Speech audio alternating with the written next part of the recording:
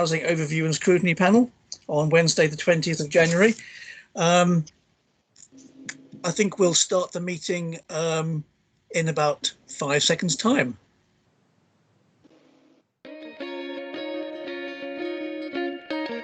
Thank you. I would like to extend a warm welcome to all members, of course, of the Housing Overview and Scrutiny panel, other members of the Council and officers in attendance at today's meeting.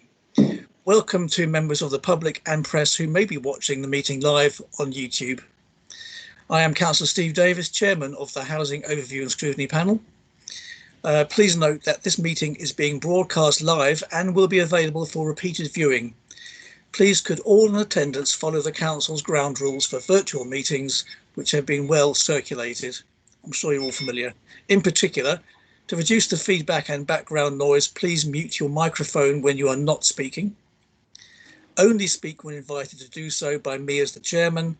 Please use the raise hand button in Microsoft Teams at the top of your screen to indicate that you would like to speak, and remember to use the lower hand button once you have been called to speak. Thank you. I will be taking recommendations by consensus at this meeting, as always, but if a vote is required on a particular item, I will call each member of the panel to vote in turn. In the event of any technical problems, there will be a short adjournment to establish if the fault can be addressed. Please bear with us in these circumstances. If an individual loses connection and the meeting can practically continue with a quorum, it will do so. For the benefit of all participants and those viewing the meeting, I will now call the name of each member of the panel and ask them to identify themselves as being in attendance at the meeting. As I previously mentioned, I am Councillor Steve Davis, Chairman of the meeting. The roll call, Anne Corbridge, I believe she's made her apologies, so we'll move on. Kate Crissell. Yes, thank you here. Sorry. Jack Davis. I think we'll notice apologies. Yes. Then, Karen. Andrew Gossage. Good evening, Chairman. Yes, I'm present. Thank you. Good evening. Josh Kidd. Good evening, Chairman. Good evening. Ian Murray. Caroline Rackham. Yes, I am present. Good evening. Anne Sevier. Present, Mr. Chairman. Good evening, Anne. And Christine Ward. Yes, present, Chairman. Good evening. Right, apologies, Karen. I know we've had Anne Corbridge. And Jack Davies, and that's it. Jack Davis. Thank you very much. Moving on to minutes. You've all had the minutes of the 12th of November meeting. Can I please agree these as an accurate record? No one showing otherwise. Thank you, that is done. Item 2, declarations of interest. Members, do you have any interest to declare on tonight's agenda?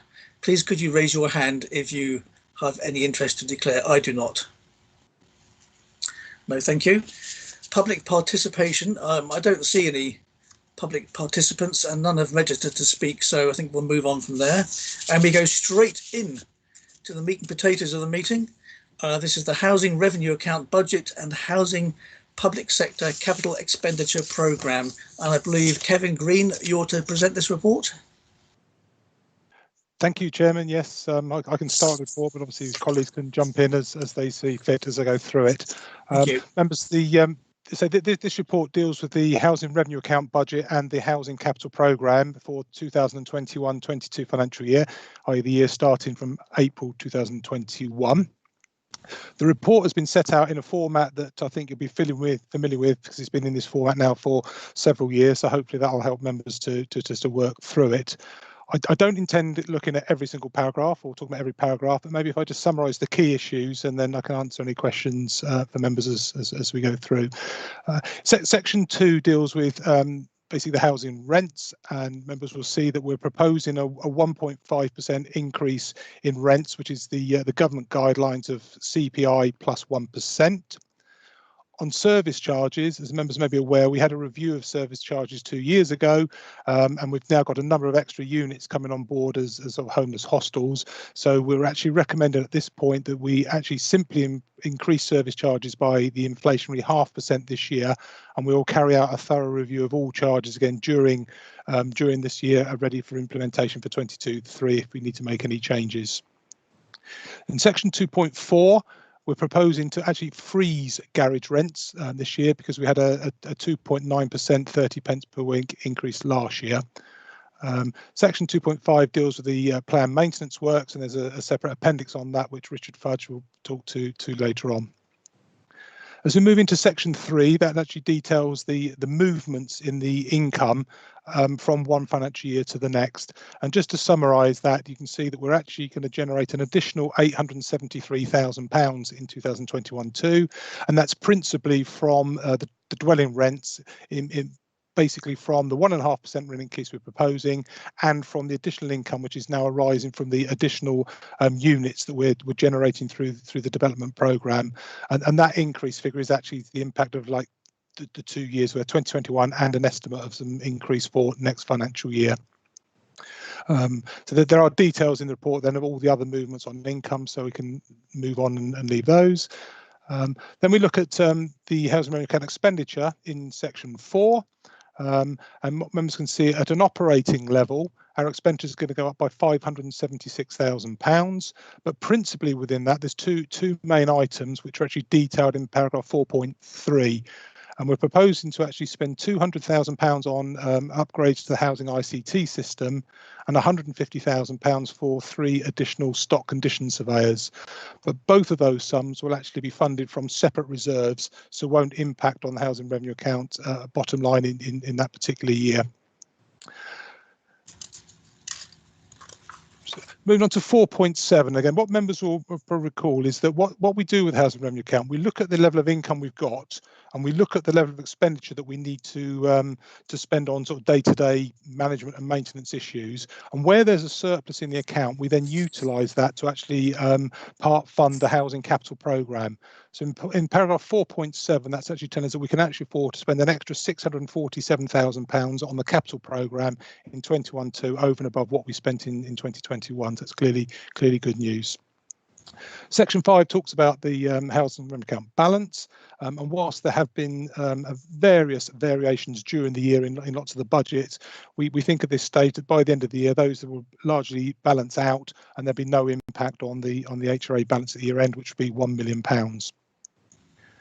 Moving into section 6, it actually details the capital programme, and you can see in the right-hand column that we're actually proposing to spend £20.25 million, and that's largely between a planned maintenance programme of £6 million and investing £13 million into new housing. And the second part of the table actually sets out how that capital programme will be funded. And what members will notice at the bottom line of the table is we're proposing out of that £20 million to actually fund that £5.2 million from borrowing. And if you look at the column before, we're looking to spend £3.6 million of borrowing in 2020-21. So across the 2 years, we're looking at the potential for borrowing £9 million. Again, what members will also notice is that it mentions the word internal borrowing in the table. And what that's trying to signify is the fact that whilst we're having a commitment to have to borrow, we don't need to actually go out to the market to borrow that money at this point in time. We'll be utilising the cash funds which the council holds. So effectively, we're borrowing the money from ourselves until such time as we need to actually generate cash from the market, which may be 22-3 potentially. Chairman, that's all I was proposing to say on the report. You've got the recommendation there, which to set out the proposed increases and the budget, and happy to take any questions. Yeah, I've got one. Just going back to the internal borrowing, I should have asked this sometime earlier, Kevin. Presumably, will Alan charge us interest on that if we were to use internal borrowing? Yes, Chairman, we do charge interest on that. At the moment, Alan's left that to me to sort. So, so the interest rate is very generous at the moment. But don't tell him. Yeah, no. Chairman, at the moment, what I've actually done where the council has got the housing revenue account has got its balances, and we have got the acquisitions and development reserve. We currently pay interest on that at 0.1%, which is the bank base rate. So because effectively we are borrowing our own money, we're currently only going to be paying interest on that money at that same 0.1%. But what it does mean is when we get to the situation where effectively, if we spend all of our reserves, which we will do over the next few years, and we actually go out to the market, you will find the interest charge will increase quite significantly as we have to go to the market. So whilst we're at 0.1% now, that I guess that's going to be at sort of 2 and 3% potentially by the time we market. So there will be a big impact on the housing revenue account at that point. Okay, thank you very much. Anne Sevier, you have a question? Yes, Mr. Chairman, it really is the question about the fact that some years ago we actually took up £100 million, obviously, to take control of our council houses. Could I just have a confirmation that that money is continually being repaid and that this is not something that we may have to look at in the future? Thank you, Mr. Chairman. Thank you. Chairman, that's quite right. In March 2012, we were required to borrow. It was almost £143 million, and effectively that was to buy ourselves out of the housing subsidy system, which was in place at the time. So at that point, what we were having to do each year was contribute about £9 to £10 million into a government pool, which then got redistributed around the council. So effectively, we now no longer make that contribution, but we did have to borrow £143 million. Again, if we were to look at Appendix Appendix 1, you will note there's a figure called capital financing costs of £8.4 million shown within the housing revenue account. And that is principally two elements. We are paying back £4.1 million worth of principal each year off of that 143 million. And there's about £4.1 million worth of interest on the outstanding amounts. So as at the end of 2020-21, we will have made 4 payments back because we had 5 years of no principal repayments to start with. So by the end of 2021, the balance will have dropped to about 127 million. Brilliant. Thank you very much. Caroline Rackham. Thank you. I actually questioned a good time to be increasing any rents, let alone the social rent, which is probably the hard So cover. Can you repeat the question, please, Caroline? You broke up then. Yes, I question whether we should be increasing the time. In fact, I completely disagree that we're increasing the social rent. It's not something we should be doing at a time when lots of people are furloughed, lots of people are struggling. I don't think we need to, because we're to the capital. So I really think that we shouldn't be increasing the social rent at all. I wonder if Kevin would like to comment on that. Chairman, I mean, I think it'd be wrong me to comment on whether we should or we shouldn't be doing that. I mean, I think all I would say is we did have a period of 4 years where there was no increase, which obviously had a significant impact on the housing revenue account. And this would be only the second year we've increased over the last 6. So last year there was an increase of 2.7%, and this year we are increasing it by that, which is in effect is in line with the government guidelines. I think there is an anticipation that councils will increase by CPI plus 1%, but clearly that is a decision for the council to make. So again, I just stress we're in the middle of a pandemic, and lots of people are really, really struggling. I'm afraid I don't actually care what the government guidelines are. It's up to us on that particular aspect as to whether we do introduce that or not, and I really don't think we should be. Okay, thank you. Andrew Gossage, please. Thanks, Chairman. If I may ask the portfolio holder, perhaps a balancing question to take it into the internal workings of the district council rather than government regulations.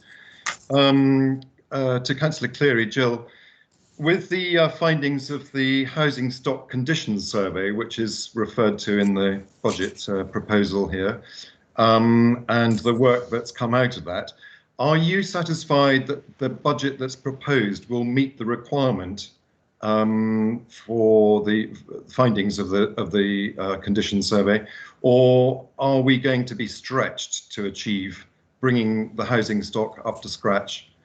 Because at the end of the day, that may indeed drive whether we need particularly rent rises or not, but I suspect to keep on an even keel, it will be a good idea. So in summary, does the housing stock conditions survey findings, are they met by this budget proposal, do you feel? Or have we got a lot of work that has yet to be paid for in the future? Thanks very much. Sorry to spring that on you, but I hope that goes some way to helping explain. Thank you. Thanks. Thank you, Andrew. The rents are set by government as to what we can actually increase. As Kevin already said, we had, I believe it was 4 years where we weren't allowed to increase the rents, and that was very detrimental to our budgets. With our housing programme that we want to continue, we need to increase the rents. Yes, I know we are in problems with people being furlonged, etc. But I still feel we are being exceptionally fair. Council rents, social housing rents are the lowest. I think our officers have done an awful lot of work, and yes, I'm happy with the stock conditions survey and what that has produced, providing the money is in the budget for it, but obviously the increase in the rents will help cover any surplus that we may need. I don't think we will, but we may need it. Okay, Andrew. Chairman, if I may just come back with one supplementary, and thank you to Councillor Cleary for that answer. I'm certainly now, as I've had a chance over the last year or so to go around some of the housing stock on councillor calls as requested and required, I'm certainly very keen to see our housing stock improved, because as the budget proposal suggests, you know, kitchens that are over 20 years old and bathrooms that are over 30 years old, we really do need to be doing things about this to bring this housing stock up to scratch and make it a reasonable place in which to live. And one recognises there is only a certain amount of budget that can be used if we don't do things like put up rent and so on. This has to be financed, and it is quite right that people have to pay for a service that is provided, just as we all do, whether we are in our own properties or whether we're renting from somewhere else, whether it's the council or anywhere else. So thank you very much indeed for that. Thank you. I was wondering if Jill, if the tenants have commented on this particular paper. I don't think so, because if you look on page 10, is it? Yes. I don't think we have the comments from the TIG yet. Yes, I'm just wondering, Chairman, have we, I would like to bring in Richard Knott. Richard, can you come in and hopefully set out the tenants' views, please? Chairman, yeah, I have that if Richard doesn't. Kevin's got them to hand. Oh, that's really helpful. Thanks, Kevin. Chairman, would you like me to read it out? It's about 2 paragraphs, Chairman. I can have to Yes, please. Okay, so the comments from the tenants involvement group are: we feel housing teams are coping well in the difficult circumstances we are all experiencing at the current time. It is also recognised that maintenance budgets are bound to go up because of increased costs for components and delivery. Tenant representatives feel the decisions being made by senior managers are appropriate and sensible, and the direction of travel is considered to be positive. The tenant involvement group support the content of the HRA report, budget and capital expenditure programme for 2021-22. Yes, thank you very much. I think that's very timely and very important that we take note of that. I've got another question coming in from Jack Davis, please. Good evening, Jack.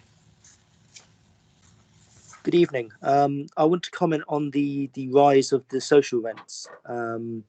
I do disagree, and I do find it a little bit strange, because I know there are councillors on this committee from other councils, town councils that is, who have taken the decision at their parish or town level to freeze council tax because of the impact economically on those most vulnerable during the pandemic.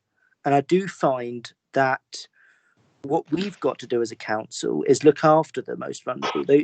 Many social tenants are people who range from elderly widows living alone to a family where one or both parents have lost their job during the pandemic. And as we all know, 80% of earnings, even if furloughed, 80% of earnings is not enough to live on. And I just feel that we should be doing whatever we can to help people during the pandemic, and raising social rents on people who are generally the most vulnerable across our district is the wrong move at the wrong time. I think we should be freezing rents for this year and then reviewing it next year, because we won't be out of the woods by April. You know, when this comes in, April will still be during the pandemic. We won't have the economy back to where we were, and we won't have people back in jobs and back in work. So I worry that if we do this, we risk increasing the burden further down the line on our housing team in terms of the homelessness and homelessness prevention, because I think it's kind of a false economy in that sense. And I would urge us, if an amendment can be made to this budget, to freeze rents for this year. Thank you for your comments. Christine Ward, please. Thank you, Chairman. Not everybody in social housing is in the situation where they can't afford the rent. Yeah, we have a lot of people that are having difficulty at the moment, and those in difficulty do get extra help. But there are a lot of people in social housing that can well afford this very modest increase. So I accept that recommendation. Thank you. Anne Sevier, please. Yes, I feel that we as a council, we need to look after our properties as well as our tenants. If we don't keep our finances in good order, we would be in much more of a problem perhaps in a couple of years' time. And having a continuous, sensible, cyclical management of the council houses is much more important on the long term. And I quite agree. I think as we offer the cheapest social housing in the NFDC, a small rise I think is not unreasonable. If we were in private housing, the rise might have been much higher. And I think by offering good council housing to our tenants, to our vulnerable people, which we do, because we have over 2,000 council houses, and in good condition, if our properties are in good condition, our tenants are much better health-wise, mental-wise. If they, as I say, I think we should, I would like to agree with the recommendation on the paper. Thank you. Thank you very much. Caroline, do you want to come back on that? Yes, I would like to. It's just really, I can't see why we're adding to the capital when we've got people, you know, I know there are people who are in trouble with their rents, so it's pointless to argue that there aren't. I know very well that there are, and people who are facing really bad poverty. And what we're doing is just hammering them at a time when really we should be actually helping them. We're adding to our own capital at their expense, and I don't feel that's correct. Okay, thank you, Caroline. There are no more comments or questions lined up just now. Anne, your hand is still up. Do you want to come back, or okay, you want to take it down? Okay, thanks. Thank you, Kevin. The rest of the report looks at the Housing Planned Maintenance and Improvements Programme. Are we going to go on to that? Or? Chairman, if you'd like to speak to the detail of that, I think Richard Fudge is probably the best person to do, because he's got the detail of that. Brilliant. Yes, please. Yep, certainly. Okay, so in Appendix 2, you'll see that we've got the 3-year Housing Plan Maintenance Improvement Programme.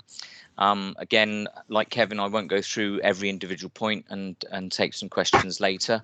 The salient points within that are around our budgets for 21-22, which stand at 7,596,000 for the plan maintenance projects, and that's obviously 6 million, and additional bits, 250,000 for hardwired telecare renewal, which we will come on to later. 200,000 for estate improvements, and then about 1.3 million for our cyclical maintenance. What I would like to say within that budget, and our budget annually tends to be around about 5.8 million. So it's not much of an increase. In fact, it's staying the same with the £250,000 for the telecare. But out of that, we have a provision of £500,000 for improvement to heating systems, and that is part of our green housing agenda. Yep. That's on the basis of we have those of you who are on the Greener Task and Finish group will be aware that we have bid for some government funding for that greener housing initiative.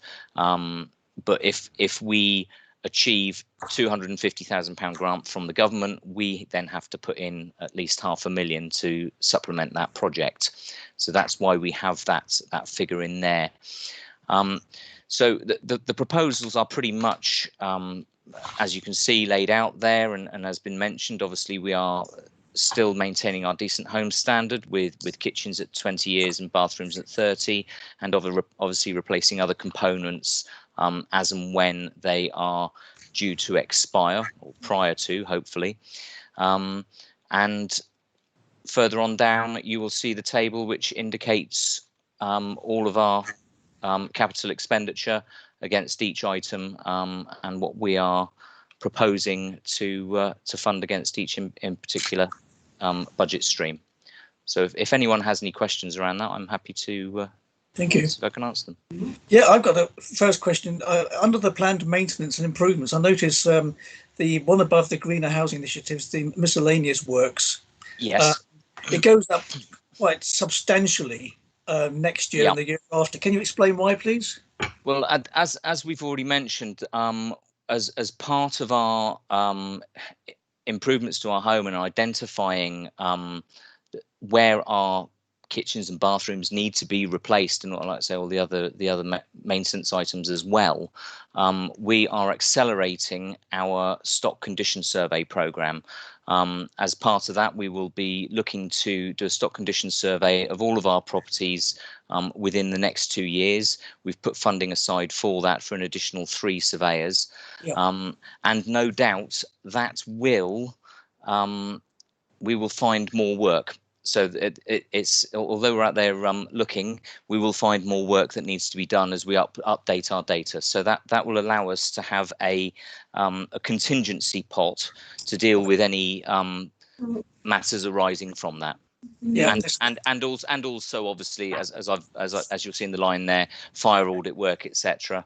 And it basically contains that contingency for any work which is not allocated at the start of the year.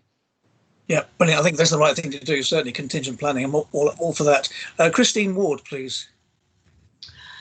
Where are we? Yeah, I'm not muted. Yeah, and also in here you've got improvements to communal areas, balconies, etc. 200,000 for the coming year, then nothing after that. So are all these improvements, once they're done, like a forever improvement? And what exactly are those improvements that you're thinking of? Well, certainly the improvements that are noted there, which are the balconies in 21-22, those have been identified as a number of our balconies that certainly require attention and need upgrading in the coming year. Subsequent years, as I've said, within the miscellaneous pot, because we haven't identified anything as yet, and we've obviously spread out our money accordingly within 22-23, we will have more detail on the back of our stock condition surveys, and then in subsequent years then we will be able to, when we report next year, you'll probably find something within that budget stream. Thank you. Yeah, thank you very much. Good question. That Sue Bennison, hello, good evening. Chairman, I don't sit on this panel, but is it in order for me to ask a question? It most certainly is. Thank you, Chairman.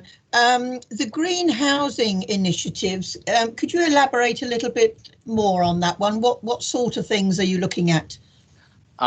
Within our greener task and finish group at the moment, it is very early days. We are identifying funding streams. At the moment, there is a funding stream called the LAD, which is the local authority side of things, which we have bid for in the first phase, and we will wait to hear. We bid just before Christmas, and we will find out whether we were successful with that bid come the end of January.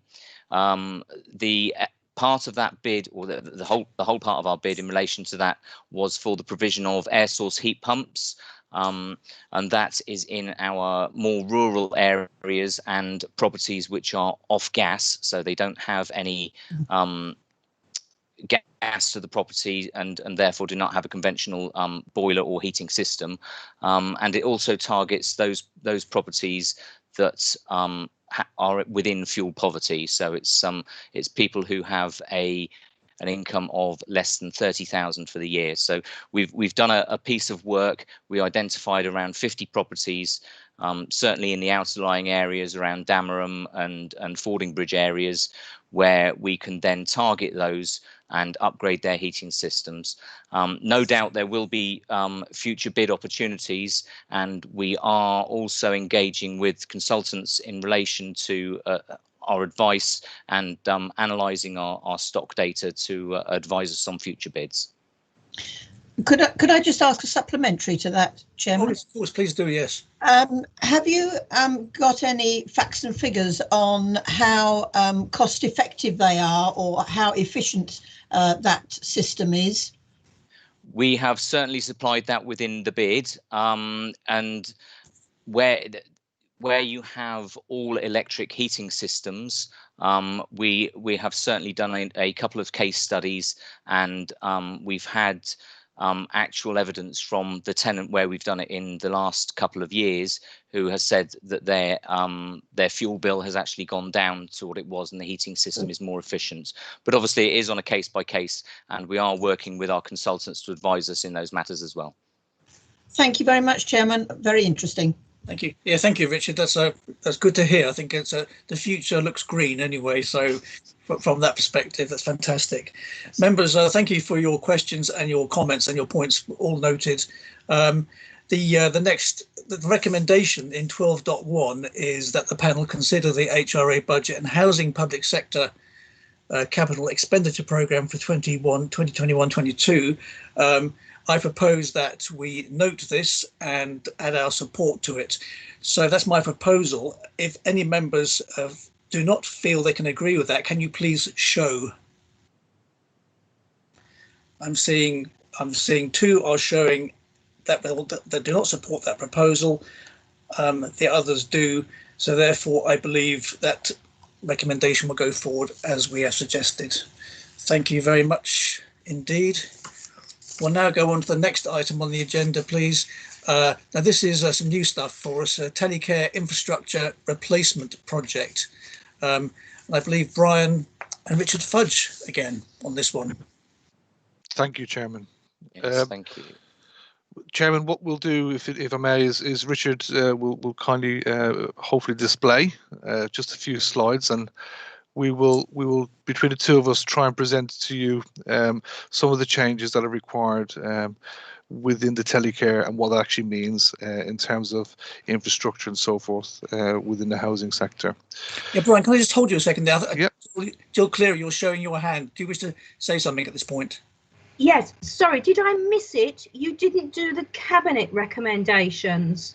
You did the housing overview and scrutiny. You didn't do the cabinet.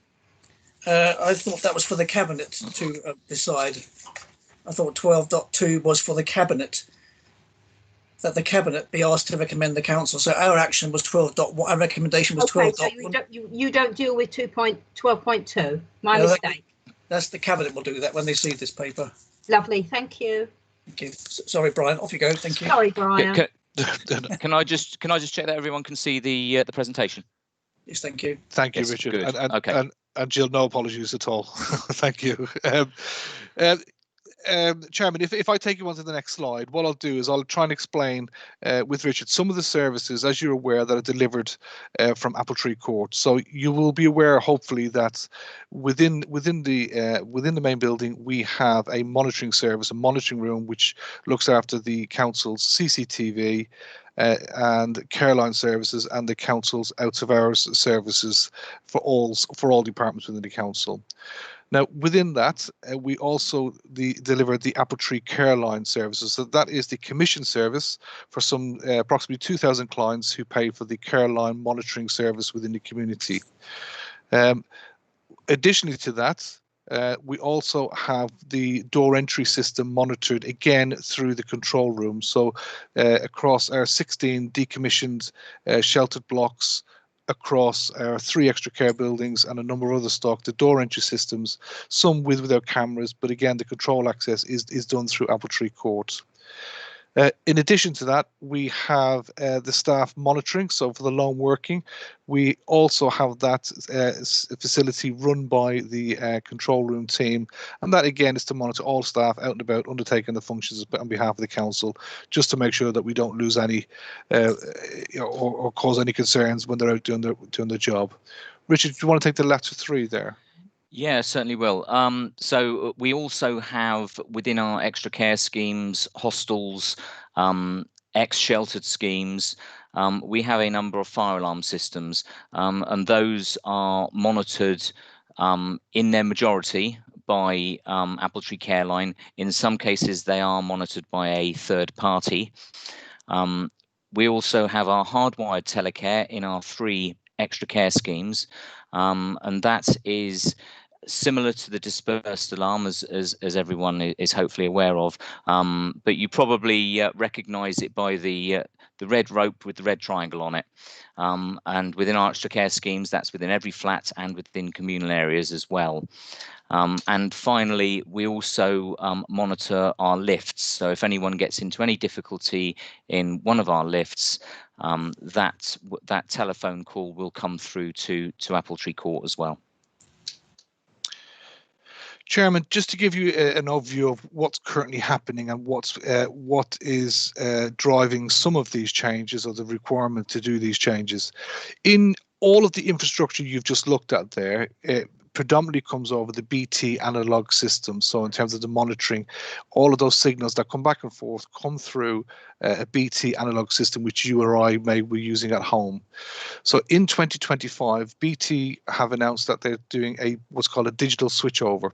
So all of those existing infrastructure that carries those telephone messages, carries those signals, is going to be switched off. Now, what that effectively will mean is that will essentially break the signal. That's probably the most simplistic way of putting it. It will break the signal between those outsourced sites back to the control room, which means we have no way of communicating with them. In addition to that, we also have what's called a Tunstall-based system, which does all of the door entry systems or the lift alarms. Now, all of that is a rather aging infrastructure. Each time to repair it or to service it, it's becoming increasingly expensive. It's becoming difficult to source the parts, and essentially it's becoming more unstable. As Richard alluded to previously as well, we have, whilst we within Appletree Court monitor a number of those external sites, there are a minority which are also monitored by third-party companies, and that is purely just due to the way the systems are set up and the way they talk to each other. And the last bit is around what we call the fixed place monitoring. Currently at the moment, all of what we do can only be monitored through Appletree Court. Now, clearly this pandemic has demonstrated the importance of being able to have resilience and staff to be able to work from home or other locations. So another bit of that is some of the difficulties of actually we have to be at Appletree Court to monitor that. If I ask Richard to talk to you what some of the opportunities are in terms of the next phase of what we're looking at. Yes, certainly. So, as Brian said, we've got quite a few problems there. We need to certainly replace our hardwired infrastructure to make sure we are future-proof and digitally compliant by 2025. We need to replace those aging systems. As we've said, they are operating on a shoestring at the moment, and what we do not want is to see a perfect storm. We are still managing to keep those systems going, but we need to do something sooner rather than later. We will also obviously maintain all of our housing stock monitoring via ATC, via Apple Tree Court, and end the use of these third-party monitoring systems. So much so, we've got our monitoring of our fire alarm system at Apple Tree Court itself is actually monitored by a third party and doesn't come through to the control room downstairs. So we need to solve all of that. And the main part of that, as Brian has said, is due to what is called the Tunstall system. Yeah. And that is what operates the Apple Tree Court system, and also what we have in our extra care schemes. That is what is called, without being too technical, a closed protocol system, so only Tunstall engineers can work on it. That obviously restricts us in future servicing contracts. So by opening this up, we are looking to then obviously save money with our servicing contracts moving forward, and enable us to get parts and basically make us future proof. So we'll have significant costs around that. It will improve our disaster recovery, because again, at the moment, in the event of us not being able to operate from Apple Tree Court, we switch over to the Tunstall remote service, and that in itself can cause delays, but also is very costly. It will enable us also to put the care line units out without a landline, so therefore we will have a mobile system rather than reliant on someone having a fixed landline within their property. We will also have the future cost savings through the removal of the outdated systems, which we are spending a lot on trying to repair. And as I've said, the future maintenance agreements, and we will have at the end a reliable, robust infrastructure which will take us into the future past 2025. Brian, do you want to pick up from here? Yep, thank you, Richard. So, Chairman, the proposal is that this, as you'll see, is quite a bit of work. Now, essentially, to do this, essentially, if we take it as essentially building a house, what we need to do is to get the platform ready. So the platform, which is the control room at Apple Tree Court, is to look at installing a new operating platform. So that's just a software. So that's how the systems talk to the control room, essentially.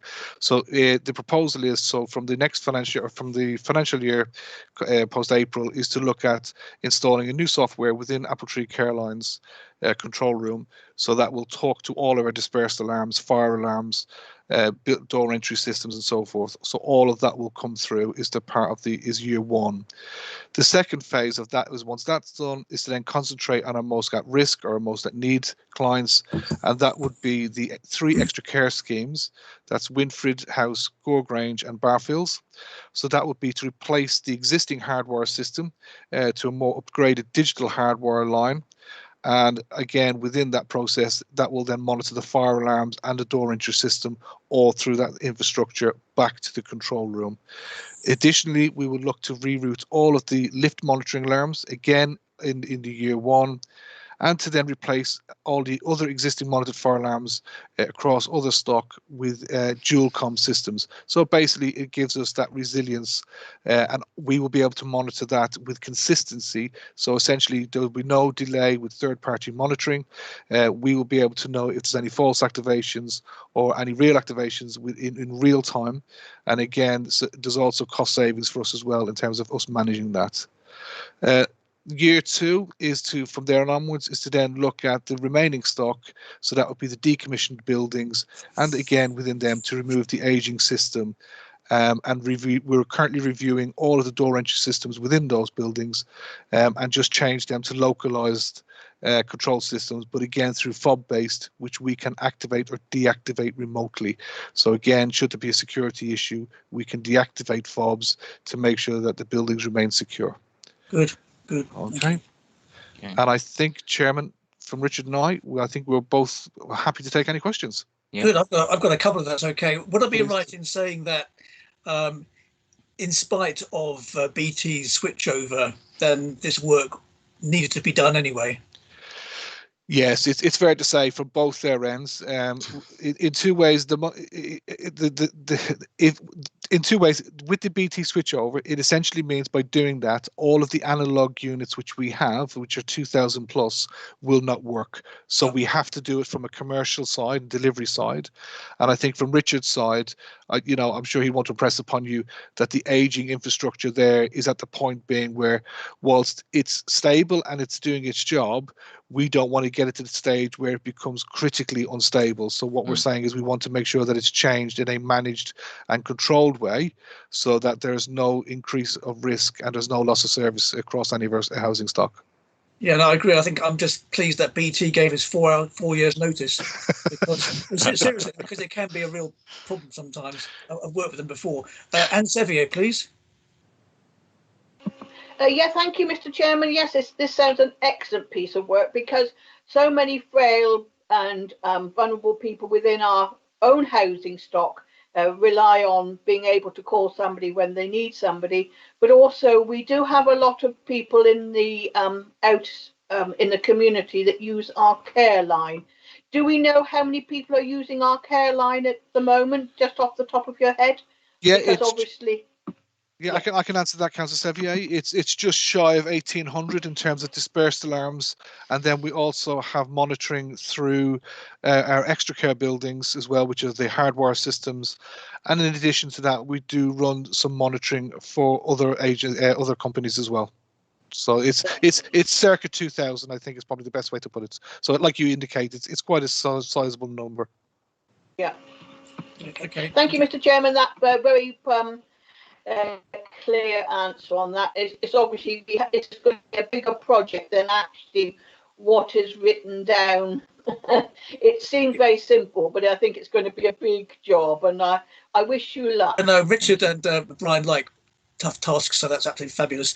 Jill Cleary, please.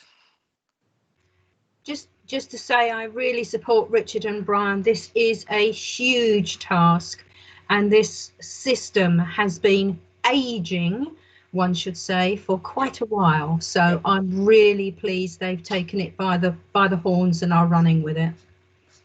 Yep, brilliant. Thank you. Jill. Kate Crissell, please. Thank you, Chair. The budget goes over 3 years to 23-24 for 490,000, I think. Are you expecting that to be the final cost, or will it go further than that? There will be servicing costs. However, we obviously we do need to go through a procurement exercise to get some final figures. However, we do envisage that by implementing this system which we're proposing, will actually reduce our costs in the long run. So although we are estimating a figure of 250,000 in year one, that covers the cloud platform, as Brian said, and upgrading all of our systems. So basically, we've mitigated all of the risk. The remaining years, the 120,000 per year, is just looking at door entry systems. So yeah, basically, following on from that, we do envisage that our ongoing costs will reduce to what they currently are. Thank you. If I may, Chairman, in addition to that, just to kind of give you, in addition, separate from the door entry systems, if we look at the care line, so with the digital switchover, as I said, 2,000 units in analog format wouldn't talk through the digital network. So the option around that was to change all of the units. Now those units are £200 plus, so you're looking at somewhere circa £400,000. The option what we have here is what's called a digital bridging platform, which essentially is a software which converts analog to digital, and the ongoing cost of that is £4,000 per year. Now that will eventually, those units I have, which means I can keep all of those analog units for their natural shelf life of 10 years. And as they then start to naturally be replaced, they'll be replaced with digital units. So essentially in 8 to 10 years time, that 4,000 again will have disappeared. So as Richard said, what we've looked at was to try and mitigate both the service cost and the ongoing costs. And I think what we're looking at here was as an initial outlay, certainly the future years will certainly be far more beneficial to us all. Yeah, thank you very much. Obviously the budget set aside in next year's budget. When do you foresee the project actually starting? As soon as we have undertaken our procurement exercise, we have a project group which we are meeting every month at the moment, and as soon as we have entered that procurement exercise, I would envisage that we have £250,000 put by for this coming financial year, that we will be starting as soon as we possibly can, once that exercise is undertaken and we've got a contractor on board. What I will say is we've done a lot of background exercise in relation to what is out there. Unfortunately, although BT has given everyone that 4-year notice period, a lot of the suppliers have failed to catch up. Tunstall, as we've said, we've got their systems. They do not offer a fully digital system at this moment in time, and from the work that we've already done, we've identified 2 suppliers that could possibly meet our needs, one partly and one with a full end-to-end digital service. So right. we are pretty restricted on where we can go with it, but we want to obviously get that on board as soon as possible. Thanks very much. I think one last question for me is, when would be a good time for you guys to come back and tell us how well you're doing? How many months away? 6 months? I think certainly by 6 months, yes. Chairman, I think we will be well down the procurement process, and I think we'll be starting in the implementation stage then, certainly. It'd be good to have a catch up in, say, 6 months then for, well, I think there's a September panel, maybe, if that's okay with you guys. Yeah, certainly. I see Andrew Gossage has his hand up. Thanks, Chairman. Just to say that I absolutely support this project. I think it's a very good idea. Yes, and as you say, thank you very much to BT for giving us 4 years' notice. And I register the issue of suppliers realising that they've got potentially quite a lot of customers coming on board in the next 4 years. Yep. This is an area of council work where risk cannot be tolerated. This is a system where it must work first time, every time. And if it doesn't, there will be people who will be desperately upset and more. And we cannot have that. So we need to make sure that risk is mitigated in terms of the project, but also to the customers who rely on this service. So it's a project well worthy of support. Thanks very much, Chairman. Absolutely, I agree. I think we all agree with you. Kate, your hand is up still. Do you wish to say something else? No, you don't. Okay, fair enough. Right, thank you. Right, so gentlemen, thank you very much indeed for this. I think it's a great project. You've heard that we fully support this. Of course we do. It has to happen anyway, but it's also a very good idea to do it. So thank you very much indeed, Brian and Richard, for that. We'll move on now to item 6, homelessness update. RK, over to you. Thank you, Chairman. Good evening, members. I'll just share my screen, so just bear with me 1 second. Thank you.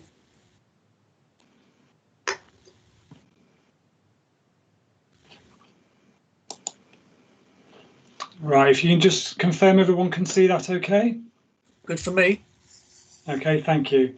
So this is the standing item on our regular agenda for the homelessness update, following on from the one prior to Christmas. So I've just got 3 slides to give you the latest picture on what's happening in homelessness currently. And last time I gave you an update on the housing register and how we'd progressed. What I thought I'd do is keep this as one of the update items. As you can see, we're now a year since we went live with the system. Gone very quick, but you know, big step forward last year in going from paper forms and a paper system to a fully online application and bidding system. And as you can see now, we've got just over 1,200 live applications. And you can see the breakdown by the banding, with band 1 being the most in need, down to band 4. And if you remember, when we set out on this journey, we had 10 out of 11 applications all in band 3. So in terms of the applications, we've achieved what we set out to do with the allocation system and been able to spread that need out, identifying the crucial need at the top. So how's that translated into rehousing? Well, since January, and probably less than a normal year due to COVID, we've rehoused 245 applicants. We still have some who have been housed. We're waiting on let dates from registered providers, but they're all the ones that are confirmed. And likewise with the applications, we've again achieved what we set out to do with the aims of the allocations policy and accommodate those in the most housing need, but whilst also providing accommodation to those in less need. And as you can see, given the numbers there, we've focused the accommodation placements on bands 1, 2 and 3, but still those people in band 3 and 4 are achieving accommodation in the social rented sector. One of the aims was also to move on those with long-standing homeless duties who spent considerable amount of time in temporary accommodation, and that number increases month on month, with 69 now accommodated who have that full duty, and we've moved them on from temporary accommodation and freed that up for those coming through. So as you can see, a year in, starting to realise our aims and ambitions. In terms of homelessness, or rough sleeping, we exited the first lockdown into the summer with only a very small handful of long-standing rough sleepers who continually refuse accommodation. But the subsequent months post October, where it was still relatively quiet, we've seen a peak and a rise in rough sleeping. From the peak in November of 22, we now have 12 rough sleepers, and that's not the same 12 from that 22. We've worked through the 22, and the 12 are relatively new. That's broken down with 5 with firm accommodation plans, because we make sure that we assess all of their background and needs before placing them to ensure we have the most suitable placement possible. We've got 2 people in vehicles who are now parked on driveways, so still priority, but have access to facilities. And we've got 3 refusing accommodation currently, and 2 further no contact, and we think have left the area. So every day that number changes, and only last night I had a message from Councillor Cleary about 2 more rough sleepers that were spotted, and where we're already in fact on the case with those 2, and 2 of those are in that 5 with firm accommodation plans as of today. So all in all, since the first lockdown, since 1st of March, we've been obviously extremely busy, extremely stressful and pressured times, with more single homelessness placements and more homeless placements in total. So 154 households have been provided emergency accommodation since that time, with 50 currently in, as we speak today, in external accommodation. And I've broken that down there. So 5 families. So still with the ban on evictions in the courts still been extended now till February. We are seeing very little family homelessness, although a small peak just recently, but we're managing to move people on because of the 69 people that we've moved out of temporary accommodation, which frees up our family accommodation. And there you can see I've broken down into time segments the single people that are still in accommodation.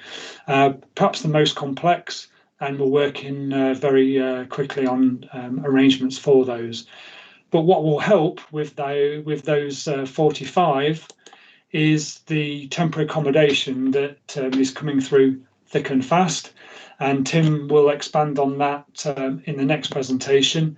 But that will have a major and positive impact over the next calendar year in reducing those people into external accommodation and putting them in suitable towns and environments where they can access services. We have the option to put our visiting staff forward for vaccinations. in the priority group 2. So we've been doing that over the last few days, and that also includes telecare staff and some private sector housing staff too. So we're just awaiting on the final instructions for those, and we've been allowed that because the government recognised that those people working in shared accommodation are at risk, and we need to maintain those services. Our visiting team, our outreach team and support workers are all still going out, as they have done right through the pandemic period.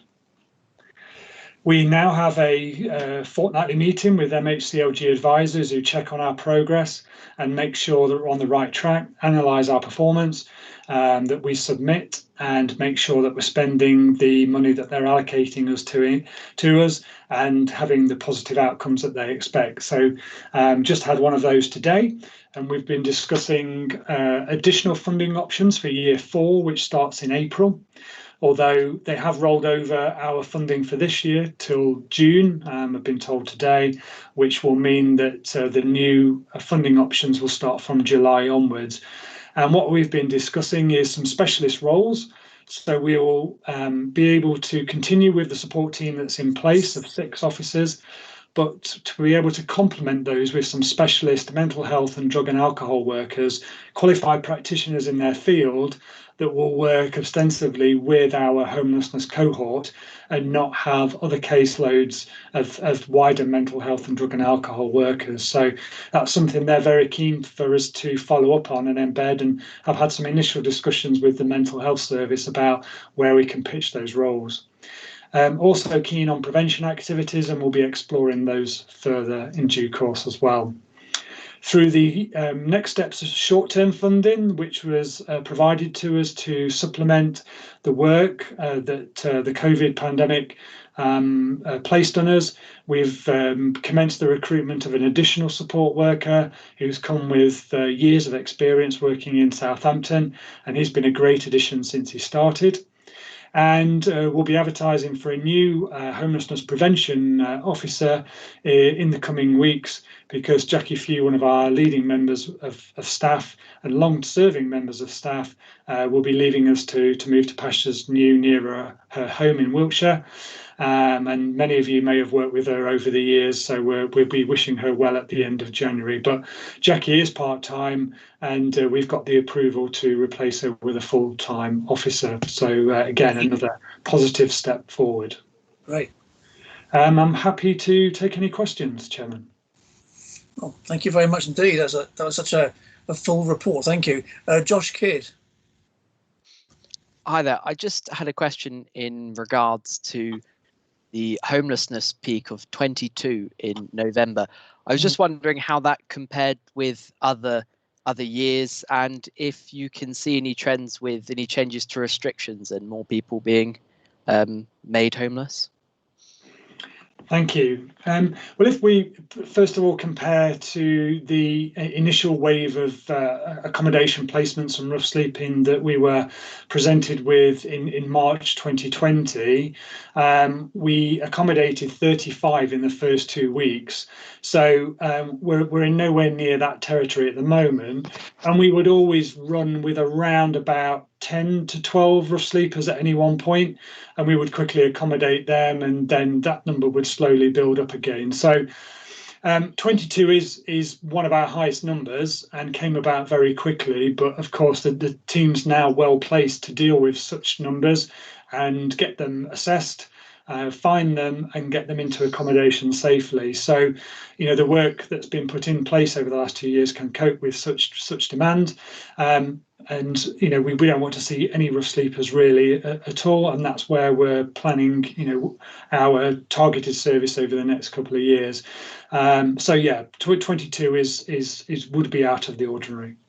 In terms of the restrictions, I don't foresee any particular spikes affecting rough sleeping, but the next phase will be families, which we wait and see what the fallout might be once the court lifts restrictions in February, unless of course there's a further extension to that. But we are doing a lot of work with people now at the moment who've been served notices but of course there can be no follow-up court action. We're working with those to make sure that we put the steps in place to avoid that court action taking place currently. So hopefully we can mitigate any spikes post-February. Perfect, thank you. Yeah, thank you very much. Caroline Rackham, please.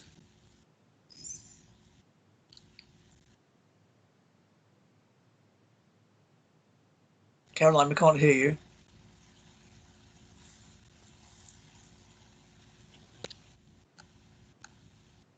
Okay, we might come back to you then, Caroline. So, well, for now, we'll move on to Andrew Gossage.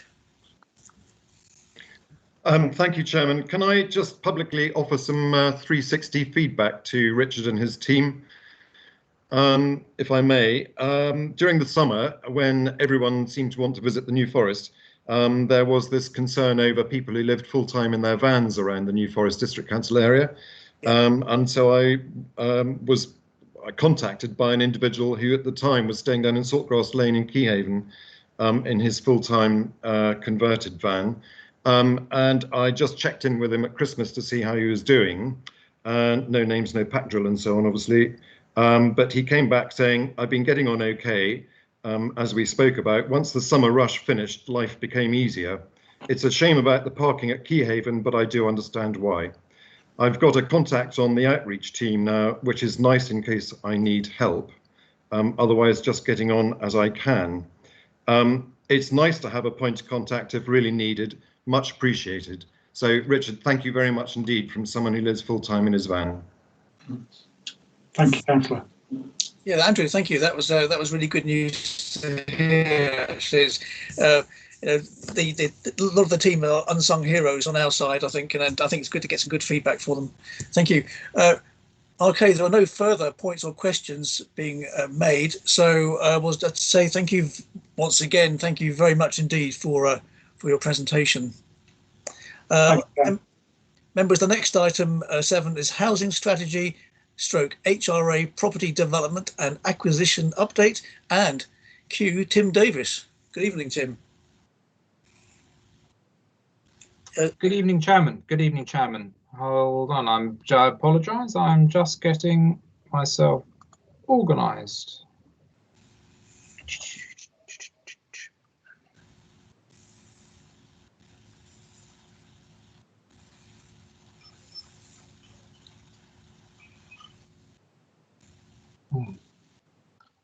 Okay. Well, for the sake of speedily whizzing through this, and I appreciate that you can see my next slide already that's coming up. Yeah. But for the sake of cracking on with this and working my way through, I really wanted to give a bit of a briefer sort of flavour, but a briefer update. I'm very fortunate I come to these HOSP meetings every time and give you an update. And so I thought, well, I'll give you a lighter touch version this time. It was November when we last met and I did this. So let me quickly skip you through where we are in terms of our larger projects. Refurbishment and temporary accommodation schemes. So again, no pictures this time, but just quickly whizzing through here. Tourlands. This connects a little bit to what Richard was talking about a couple of minutes ago there, in terms of the rough sleeping and homelessness initiative that he's obviously been working on. We were very fortunate that we secured quite a substantial amount of grant from the Ministry of Housing, coming to us via Homes England towards that particular project. We've made some very early moves. We've got planning permission, we've got building contractors on site. And we are working flat out, if we can, to get that scheme completed by the end of March this year. So a lot of work going into that. I should sort of hasten to add, of course, with building contractors, we are fortunate that all of our various building projects have been able to continue through the current lockdown. And we are having some issues with materials and supplies, which won't be a surprise to you. We're also having occasionally people, unfortunately, picking up COVID on the sites and obviously having to be isolated. But work is continuing, but it can be challenging at times. 38 to 40 Ambleside, council properties, which refurbishment sits within my team for those particular long-term void properties. We, I think since our last hospital meeting, have actually secured planning permission, and we started to move that forward, and very pleased with that. Early stages yet, obviously haven't got the building contractor lined up as yet, but that's the next stage. Heather Road temporary accommodation scheme, very pleased again with this one. We've pushed this through as quickly as we could, and one of our new building contractors from our framework has actually moved on that project. They're now well advanced with that project, and I'm pretty sure that my housing team colleagues were given 4 weeks notice. So we anticipate that this project will be coming through and ready for occupation next month. So that's very good news with that. 110 Christchurch Road, I'm not quite sure if this had secured planning permission the last time we had a HOS meeting, but it certainly has now got planning permission, and we are looking at shared accommodation, seven shared accommodation homes being provided there, and we are engaged with consultants, quantity surveyors, cost consultants, actually on moving the building contract forward. Blease Court, works well underway with Blease Court, typical of a project of its type. It's quite challenging. We're getting, as the building contractors are progressing on site, uncovering some unexpected, unforeseen items, but obviously we have some contingencies for those. But again, work's moving forward as quickly as we can. A bit of a delay on that scheme because of those additional items that have been identified, but again, we are moving forward. Clover Court is one of the old sheltered schemes. I think it's one of the community rooms that was provided there that's been surplus requirement for quite a number of years. We have got proposals for that to be converted into a family bungalow, and we hope to get to planning on that within the next probably 6 weeks to a couple of months, but we are moving forward as quickly as we can. There is a particular family that we want to see that to actually see the benefit from with that scheme. And then moving into new build and off the shelf, I probably explained this to the last hospital meeting that we had. Off the shelf is where we've been successful in purchasing properties that were well advanced, being built out by private developers for private market housing, but we've stepped in and we were successful. The top two schemes that you can see on that list, Mulberry Close at Blackfield and Kennard Road, fall into that category, and both of them in a sense include firsts for us. Firsts at Mulberry Close in Blackfield, where we are providing the first 2 affordable rented homes, but also our first 2 shared ownership homes after a huge amount of work that's gone in over the past year. A little bit of positive news about that as well. After a little bit of deliberation about when the right time was to start marketing the shared ownership homes, and when we were watching and wondering as we came into the new year how the housing market might be affected by the latest lockdown, we did actually venture forth and started marketing those properties last week, and I'm very pleased to say that we've actually had a strong response, a very strong response. I won't put numbers to it, but we've had a material number of applications. So we are moving forward with those, which is very good news. Kennard Road in New Milton, again, off the shelf acquisition, a very, very high specification, very nice development of predominantly flats and I think a maisonette within them, but then also a coach house. So we acquired and we completed on those since the last housing overview and scrutiny panel meeting. Crow Lane, Ringwood, this was section 106, the final homes that are coming out of the Linden Homes development at Crow Lane for us, and we've got 7 rented homes, and again the developer's been absolutely motoring with those, and we have given notice to the housing needs team that they should be coming on stream next month. So again, very, very pleased with that. Yep. Earlier stage for 37 to 39 Salisbury Road. Again, just to remind members of this group that we acquired the land at 39 Salisbury Road a little while back, and we've been pursuing 37. the neighbouring property owned by Hampshire County Council.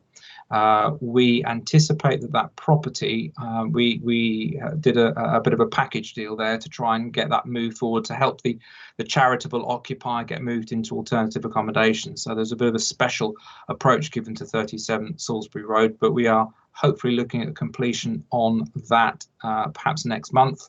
And next stage for us is planning and design, appointing an architect, getting to that stage, and we've already engaged with planning colleagues on that process.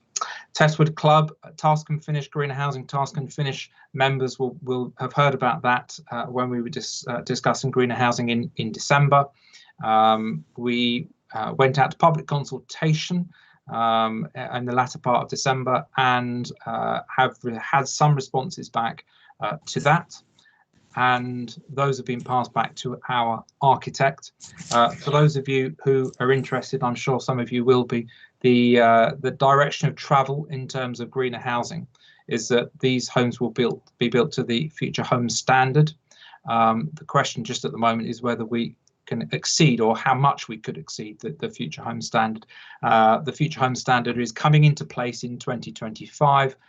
And is focused on low carbon heating schemes. You heard a little bit earlier about air source heat pumps and how we're retrofitting council stock. I think I'm anticipating that Testwood Club is likely to include air source heat pumps, possibly triple glazing, possibly some photovoltaics as well. So that's where we're heading with that. And lastly, there Lady Cross on that list, Lady Cross at Hythe, 4 2 and 2 3 bedroom houses. Any day, we're anticipating the result and final conclusion on planning. Very optimistic that's going to be approval, and then we can get on to the next stage. The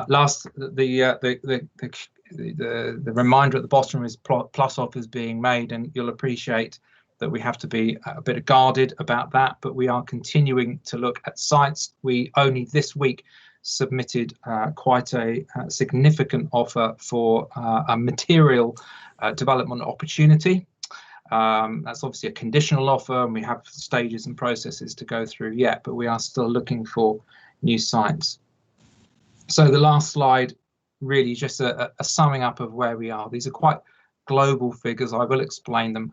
So what you're looking at there is the number of completions that were achieved as part of our programme in 2018 and 19, 147. What we have either in contract or completed so far this year is 55. There should be another 10 coming out of the next category, predicted with delivery expectations. I'm anticipating a further 10 of those to be completed, giving us hopefully our target of 65 affordable housing completions for this year. Predicted with delivery expectations, well, I've given away a little bit there, that obviously some of those we hope to see coming this year. The remainder are pretty much spread over the next couple of years. And then that last figure, future programme potential, is sites and opportunities that we've identified that we're working on.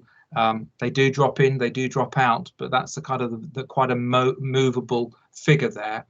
So where we are today, 473, including that potential pipeline. So, Chairman, that's it. Very happily answer any questions members may have.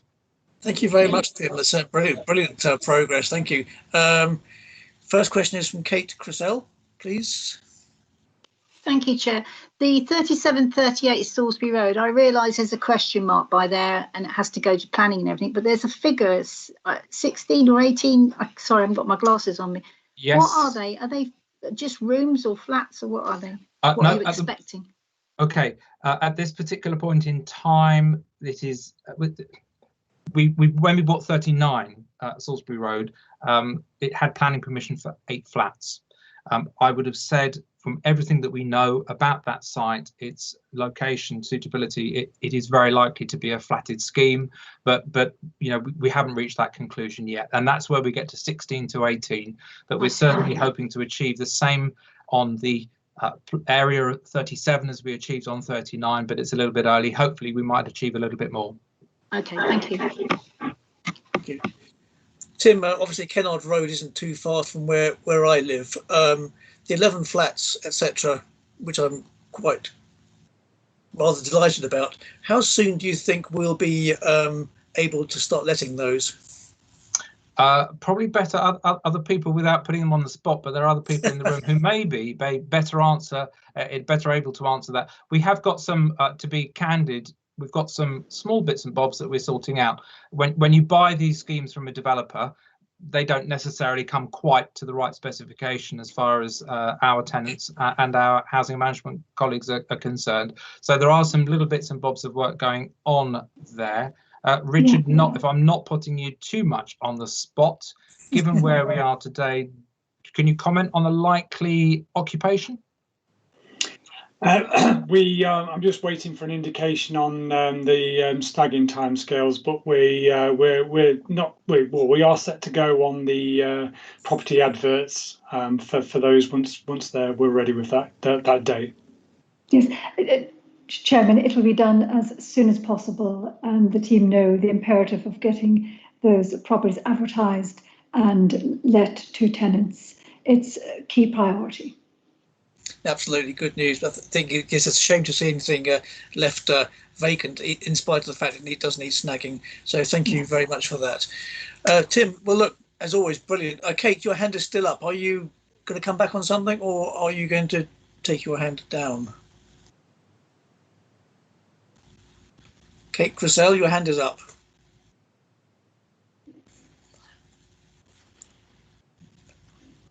Okay, Kate Crisell, thank you. I'll leave your hand up. I can't hear you, so you're muted anyway. So I'm not sure if you're trying to say something.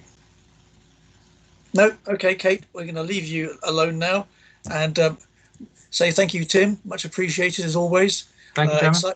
Exciting numbers coming forward. Brilliant. Okay. Oh, my Alexa just flashed. Why was that? Never mind. Okay, right. So portfolio holder updates.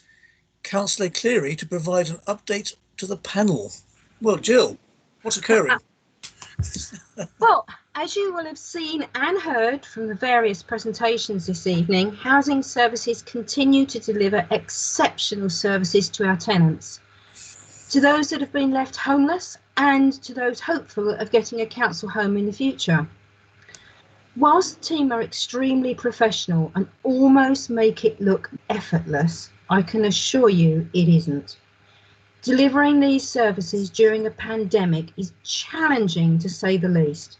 However, my teams of officers and I are determined to ensure that housing services are still delivered. New homes progressed and the homeless do not ever have any need to sleep on our streets. I know that all members support the crucial work that is going on in housing and the great strides that we are making.